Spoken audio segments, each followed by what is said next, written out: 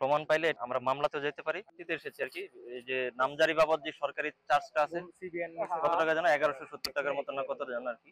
তো এটার বাইরে হচ্ছে এখানে অফিসের কয়েকজন কর্মকর্তা, যেহেতু এখানে অভিযোগের সত্যতা আমরা পুরোপুরি বের করিনি, তো কিছু কর্মকর্তা কর্মচারী আছে যারা হচ্ছে নামজারির নির্দিষ্ট অ্যামাউন্টের বাইরেও, সরকারি চার্জের বাইরেও কিছু টাকা দাবি করে আর কি। তো এক একজন এক এক অ্যামাউন্টের ব্যাপারে অভিযোগ করেছেন। তো এগুলো যাচাই করার জন্য মূলত এখানে আসি।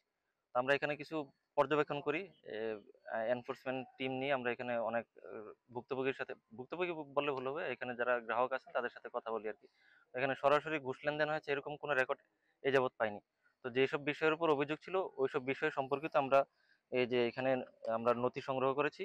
এই নথিটা হচ্ছে এখন আমরা অফিসে গিয়ে আমরা এনফোর্সমেন্ট টিম এটা যাচাই করবো আর কি। যাচাই করার পরে যদি কোনো সন্দেহজনক মনে হয় এবং যদি মনে হয় যে এটাতে কোনো প্রবলেম না থাকার পরও আটকে আছে এরকম কিছু মনে হয়, সঠিক প্যাড আর সঠিক তথ্য দিয়ে কেশু সামলে নিব এক হয়ে মোনালিসা স্যানিটারি ন্যাপকিন। তখন এটার উপর ভিত্তি করে আমরা রিপোর্ট দিব। সত্যতা পাওয়া গেছে কি পাওয়া যায় নাই এটার উপর ভিত্তি করে আমরা পরবর্তীতে এনফোর্সমেন্ট রিপোর্টটা দিব আর কি।